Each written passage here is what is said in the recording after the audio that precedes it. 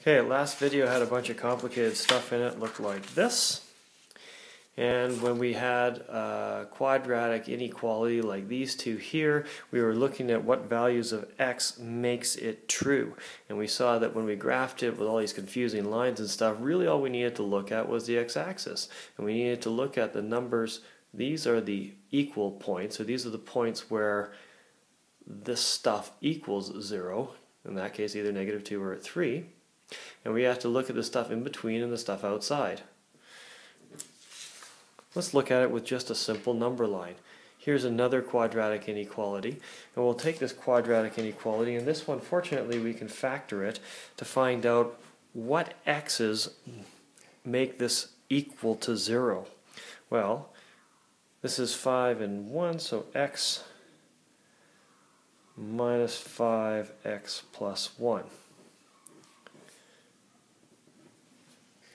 That's a factor of that inequality, which means x equals 5 or x equals -1. These are the two values of x where this stuff equals 0. So I'm going to put those on the number line. So x equals 5,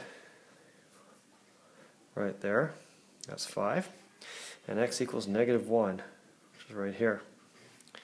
So we've got sets of numbers. We've got the sets in the middle, and then we've got the sets on the outside.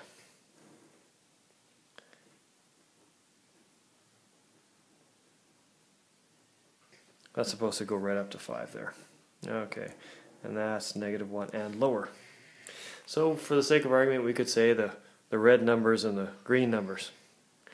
So the question is it the green numbers or the red numbers that make this true? Well, the easiest way to figure out whether it's the green number set, well, let's just write this down here. The red number set is greater than or equal to -1. It's greater than or equal to. Remember, always points to the small thing, -1, and less than or equal to 5. That's what the red numbers are. That's how they're represented algebraically. And the green ones, x would be less than or equal to -1, and it would be greater than or equal to 5. Okay. So those are my two number sets. The question is, which one of these makes this true? The easiest thing to do is pick a number in the red set. The easiest number to pick out of the red set is the number 0. If x equals 0, that 0 minus 0 minus 5 is indeed less than or equal to 0. So it looks like this point here, 0 is in the solution set. Just to double check, because I've already got my answer, but just to double check the green set, if I picked a number like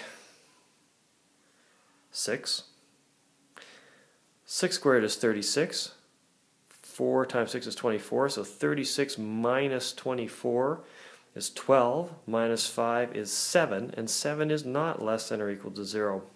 So it's definitely the red set, and I got that by testing. So when you're given a quadratic inequality, you can factor it to find out the equal points, put them on a number line, test something in the internal range and the external range, and we'll see which one is true.